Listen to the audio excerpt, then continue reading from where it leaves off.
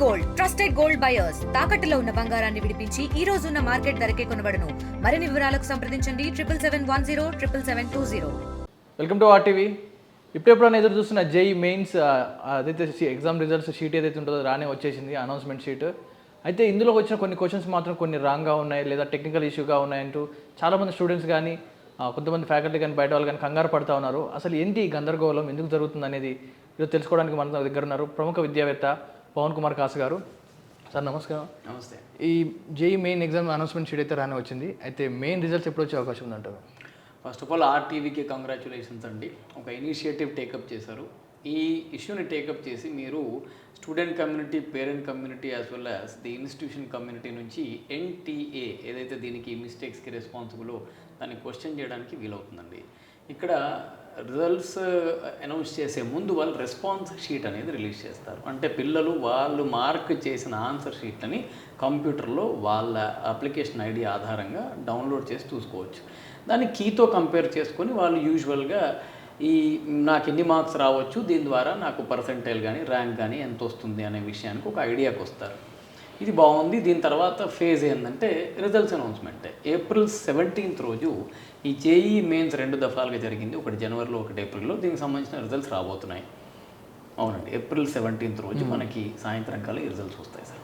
Right. అయితే చూసుకుంటే main ఈ క్వశ్చన్ పేపర్లో 9 క్వశ్చన్స్ రాంగ్గా ఉన్నట్టు లేదా టెక్నికల్ ఇష్యూగాతో మేబీ రాంగ్ ఆర్ ఎర్రర్ ఏదో ఒకటి వచ్చింది అంటున్నారు. సో ఏంటి ఆ ఇష్యూ, ఎలా సాల్వ్ అవుతుందంటారు అది? అంటే ఇప్పుడు రెస్పాన్స్ షీట్ రాగానే డెఫినెట్లీ అందరూ ఆల్ ఇంటలెక్చువల్స్ ఇంక్లూడింగ్ స్టూడెంట్స్ వాళ్ళు ఈ ఆన్సర్స్ని చూసుకుంటారు, కంపేర్ చేస్తారు. కంపేర్ చేసి మనకి ఏదైతే స్టాండర్డ్ టెక్స్ట్ బుక్లో కానీ లేదా ఇంటర్నెట్లో కానీ ఏవైతే రిసోర్సెస్ ఉన్నాయో దాంతో కంపేర్ చేసి చూస్తే ఇక్కడ అన్ఫార్చునేట్లీ ఫిజిక్స్లో 4 మిస్టేక్స్, కెమిస్ట్రీలో 3, మ్యాథమెటిక్స్లో కనిష్టంగా 2 మిస్టేక్స్ ఉన్నట్టు ఎవరైతే ఈ కంప్లైంట్స్ రైజ్ చేస్తున్నారో వాళ్ళు చెప్తున్నారు. దీన్ని ఎన్టీఏ అప్రూవ్ చేసి యాక్సెప్ట్ చేయాలి. చేసిన తర్వాతనే దీనికి సంబంధించిన రిజల్ట్స్ అనేవి అనౌన్స్ అవుతాయి. అంటే how quickly NTA would respond is a genuine point of concern. ఎందుకంటే ఎన్టీఏ అంత తొందరగా అన్ఫార్చునేట్లీ రియాక్ట్ కాదు. ఒకవేళ ఎన్టీఏ రియాక్ట్ కాకుండా రిజల్ట్స్ ఇచ్చిన పక్షంలో ఎవరైతే స్టూడెంట్స్ ఉన్నారో, సఫరర్స్ ఎవరైతే ఈ విధంగా ర్యాంక్లో పోగొట్టుకునే వాళ్ళు ఉంటారో వాళ్ళు కోర్టుని కూడా ఆశ్రయించే అవకాశాలు ఉన్నాయి. సో ఒకవేళ రెక్టిఫై చేస్తే ఆ మార్క్స్ యాడ్ అయ్యే అవకాశం ఉందంటారా? డెఫినెట్లీ రెక్టిఫై చేస్తే ఆ క్వశ్చన్ ఇగ్నోర్ చేసి లేదా ఆ మార్క్స్ యాడ్ చేసి వీళ్ళ పర్సంటైల్ స్కోర్ తద్వారా ర్యాంక్ని అనౌన్స్ చేయడం జరుగుతుంది. చూసుకుంటే ఎన్టీఏ గత ఏడాదిలో కూడా నీట్ ఎగ్జామ్స్లో చాలా తప్పిదాలు చేసినాయి. సో ఈ ఎన్టీఏ ఎందుకు ఇలాంటివి చేస్తూ ఉందంటారు? అంటే it's $1 million question. Last year NTA NEET exam విషయంలో దాని ఎవాల్యుయేషన్ విషయంలో ఎస్పెషల్లీ ఎగ్జామ్ కండక్టింగ్లో ఏదో పేపర్ లీక్లు అన్నారు కానీ అది నిజం కాదు. అయితే ఎగ్జామ్ రిజల్ట్స్ అనౌన్స్మెంట్లో మాత్రం చాలా గందరగోళాలు ఉన్నాయి. అందుకే కదా మనం ఫస్ట్ అటెంప్ట్లో చూస్తే 720కి 720 61 మందికి వచ్చినారు, తర్వాత 11 మందికే వచ్చిందన్నారు. సో ఈ రకమైన తప్పులు అనేవి కంటిన్యూస్గా, అంటే ఇన్ఫ్యాక్ట్ లాస్ట్ ఇయర్ అనేది చాలా లైమ్లైట్లోకి వచ్చింది. అంతకుముందు ఎవ్రీ ఇయర్ ఆల్మోస్ట్ 2-3 క్వశ్చన్స్లో మినిమం మిస్టేక్స్ అనేవి ఉంటున్నాయి. దీనివల్ల ఏమవుతుందంటే స్టూడెంట్స్లో ఒక రకమైన అసహన అనేది డెవలప్ అవుతూ ఉందండి. ఇప్పుడు వాళ్ళు అంత కష్టపడి ఇన్ని సంవత్సరాలు ప్రిపేర్ అయిన తర్వాత ఎవరి వల్ల మిస్టేక్ జరిగి అది పిల్లలు దానివల్ల ర్యాంక్ పోగొట్టుకుంటున్నారు, ఇబ్బందుల పాలవుతున్నారు, సంవత్సరాల తరబడి మళ్ళీ ప్రిపేర్ అవ్వాల్సి వస్తుంది. సో ఇది ఎవరికి మంచిది కాదు. ఎన్టీ ఎందుకు ఇట్లా చేస్తుంది అంటే అది మాన్యువల్ ఎర్రరే మోస్ట్లీ.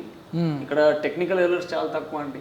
మాన్యువల్ ఎర్రర్ చేసే పనులు చేసే మనుషులు అజాగ్రత్తగా చేస్తే ఇట్లాంటి పరిణామాలే ఉంటాయి. కనుక మేము మన స్టూడెంట్ కమ్యూనిటీ తరఫున ఎన్టీఏ వారు కానీ ఇంకా దీంతో ఎవరైతే అసోసియేట్ ఉన్నారో వాళ్ళందరికీ చేసే రిక్వెస్ట్ ఒకటే, కొంచెం ఇట్లాంటి మిస్టేక్స్ మినిమైజ్ చేసుకుంటే స్టూడెంట్ కమ్యూనిటీకి చాలా ఉపయోగపడుతుంది సార్. సో ఎలాంటి ఎర్రర్స్ వచ్చింది సార్? క్వశ్చన్స్లో మిస్టేక్స్ అన్నారు కదా, ఎలాంటి మిస్టేక్స్ అవి? స్టూడెంట్స్ కూడా చాలా గందరగోళం ఉంది కాబట్టి ఏం క్వశ్చన్స్ ఎలా వచ్చాయని ఒకసారి ఎక్స్ప్లెయిన్ చేస్తారు. సిల్లీ మిస్టేక్స్ అండి ఇవి. ఇప్పుడు అటామిక్ మాస్ అంటాం. ఇప్పుడు అటామిక్ మాస్ మెన్షన్ చేసేటప్పుడు 2 ఉండాల్సిన చోట 3 ఉంది. ఓకే. లేదా ఒక డేటా బేస్ తీసుకుంటే ఫిజిక్స్లో 125 mA అని పడాల్సిన చోట 5 mA అని పడింది. అంటే ప్యూర్లీ టెక్నికల్ ఎర్రర్. అంటే ఒక క్వశ్చన్ పేపర్ రెడీ అయిన తర్వాత ఆ క్వశ్చన్ పేపర్ ప్రూఫ్ రీడింగ్ అనేది సరిగ్గా జరగలేదు. ప్రొఫెసర్లు ఏం చేస్తారు, పేపర్ ప్రిపేర్ చేసిన వాళ్ళ మిస్టేక్ కాదు. ఓకే, ప్రిపేర్ చేశారు, అది ఎవరైతే టైపిస్టులు ఉంటారో వాళ్ళకి అప్పచెప్తారు. ఆ తర్వాత దాన్ని మళ్ళీ ప్రూఫ్ రీడ్ సరిగ్గా చెయ్యాలి, మేము ఇచ్చింది సరిగ్గా ఉందా లేదా అని చెప్పి. ఆ ప్రూఫ్ రీడ్ సరిగ్గా లేని పక్షంలో ఇట్లాంటి మిస్టేక్స్ ఖచ్చితంగా దొరుకుతాయి. ఇట్స్ స్టూడెంట్ చేస్తే సిల్లీ మిస్టేక్స్ అంటారు, ఓకే, పెద్దవాళ్ళు చేస్తే సిల్లీ మిస్టేక్స్ అన్నారు కదా. సో కొంచెం జాగ్రత్తలు అనేది ఎన్టీఏ తీసుకుంటే బాగుంటుంది. సో ఇప్పుడు ఈ స్టూడెంట్ సిచ్యువేషన్ ఏంటంటారు? ప్రస్తుతానికి ఉన్న క్వశ్చన్స్ అయితే రాంగ్ ఉన్నాయి అంటున్నారు. సో రిజల్ట్స్ ఎలాంటి చేంజ్ రావచ్చు? ఇప్పుడు కంగారు పడుతున్న స్టూడెంట్స్కి ఏం చెప్పాలి? డెఫినెట్లీ ఎన్టీఏ కూడా యాక్ట్ అపాన్ ఇట్. ఎన్టీఏ అనేది చిన్న సంస్థ కాదు, దీని వెనకాల మన గవర్నమెంట్ ఆఫ్ ఇండియా కూడా ఒక ఇనిషియేటివ్ తీసుకొని వాళ్ళని పనిష్ చేయడం తర్వాత సంగతి, ముందైతే విద్యార్థులకి ఉపయోగపడే విధంగా ఐదర్ మార్క్స్, ఒకవేళ ఇవి నిజమవుతాయి, ఇప్పుడు ఇవి రైజ్ చేస్తున్న కన్సర్న్స్ అన్ని కూడా పబ్లిక్ నుంచి పోయింది కదా. ఇది ఒకవేళ నిజమని అప్రూవ్ అయిన పక్షంలో ఆ క్వశ్చన్స్ని తీసేసి మార్కులు ఇవ్వడం కానీ, లేదా దానికి సంబంధించిన బోనస్ మార్కులు ఇవ్వడం కానీ జరుగుతుందండి. స్టూడెంట్స్ ఏ రకమైన గందరగోళానికి గురవాల్సిన అవసరం లేదు, డెఫినెట్లీ వాళ్ళకి జస్టిస్ అనేది జరుగుతుంది. సో ఒకవేళ అటు ఇటుగా అయితే కొంతమంది ర్యాంక్ తెచ్చుకునే అవకాశం ఉంటుంది, కొంతమంది పాస్ అయ్యే అవకాశం ఉంటుంది, కొంతమంది ఒకవేళ ఇది కనుక రెక్టిఫై కాకపోతే చాలామంది మీరు అన్నట్టే ర్యాంక్ మిస్ అయ్యే అవకాశం ఉంది. ఒక్క మార్కు పోయినా కూడా సూసైడ్ జరిగే రోజులు ఇవి. ఇలాంటి తప్పిదాల వల్ల చాలా అనర్థాలు జరిగే అవకాశం. కోర్టులు ఉన్నాయి కదా సార్ మన దగ్గర, ఇప్పుడు courts are functioning very well and దీన్ని ఇమ్మీడియట్లీ టేకప్ చేసి ప్రాబ్లమ్ని రెక్టిఫై చేస్తారు. వార్ ఫుటేజ్లో దీనికి రెమెడీస్ ఉంటాయి. సో పిల్లలు గందరగోళానికి గురవ్వాల్సిన అవసరం లేదు. సో మీ ద్వారా మేము పిల్లలకి ఇచ్చే మెసేజ్ ఒకటే, మీరు ఒక్కరే కాదు నాన్న, పరీక్ష రాసిన 12 లక్షల మంది విద్యార్థులు డెఫినెట్లీ ఏదో రకమైన ఒత్తిడిలో ఉంటారు. ఎగ్జామ్ అయిపోయిన తర్వాత ఒత్తిడి గురవ్వాల్సిన అవసరం లేదు, అందరికీ న్యాయం జరుగుతుందండి. థ్యాంక్ యూ అండి. థ్యాంక్ యూ పవన్ కుమార్ గారు.